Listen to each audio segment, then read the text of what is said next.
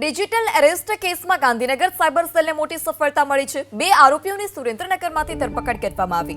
આરોપીઓ સામે ગુજરાત સહિત 10 રાજ્યોમાં ફરિયાદ નોંધાઈ ચૂકી છે। સાયબર સેલની પૂછપરછમાં ચોંકાવનારી વિગતો સામે આવી। આરોપીઓએ 45 બેંક એકાઉન્ટ ખોલી ₹30 કરોડથી વધુની રકમ આંગડિયા મારફતે મોકલી, જેથી ભાવેશ નિમાવત અને યશ દંતીની વધુ પૂછપરછ ચાલી રહી છે।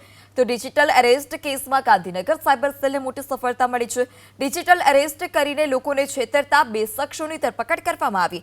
45 બેંક એકાઉન્ટ ખોલી 30 કરોડથી વધુની રકમ આંગડિયા મારફતે મોકલી હતી। ભાવેશ નિમાવત અને યશ દંગી નામના શખ્સની ધરપકડ ગુજરાત સહિત 10 રાજ્યોમાં નોંધાઈ ચૂકી છે। ફરિયાદ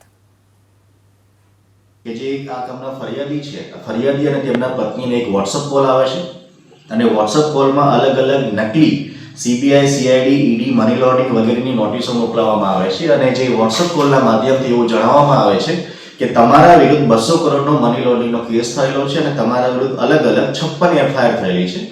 એ બાબતે ફરિયાદી અને ફરિયાદીના પતિને આ પ્રકારે નોટિસો મોકલી પોતે દિલ્હી પોલીસના અધિકારીઓ હોય એ પ્રકારે જણાવીને ફરિયાદીને 48 કલાક સુધી ડિજિટલ અરેસ્ટ કરીને 2.5 લાખ રૂપિયા RTGS થી ટ્રાન્સફર કરાવીને એક પ્રકારનું કૌભાંડ કરેલું હતું। આ ગુનાની તપાસ દરમિયાન જાણવા મળેલું હતું કે જે આરોપી પક્ષ છે એ આરોપી આ પ્રકારના અલગ-અલગ નામો ધારણ કરી દિલ્હી પોલીસ ને CID ક્રાઇમના નામો ધારણ કરી WhatsApp કોલ કરે છે અને WhatsApp કોલના માધ્યમથી નકલી નોટિસો મોકલીને ફરિયાદીને ડિજિટલ અરેસ્ટ કરીને પૈસા પડાવવાનું કાર્યવાહી કરે છે। સુરેન્દ્રનગરથી જોરાવરનગરના 2 આરોપીની ધરપકડ કરવામાં આવેલી છે। આ બંને આરોપી છે ભાવેશ કુમાર મનોજભાઈ નિમાવત અને યશ સુભાષભાઈ દંગી।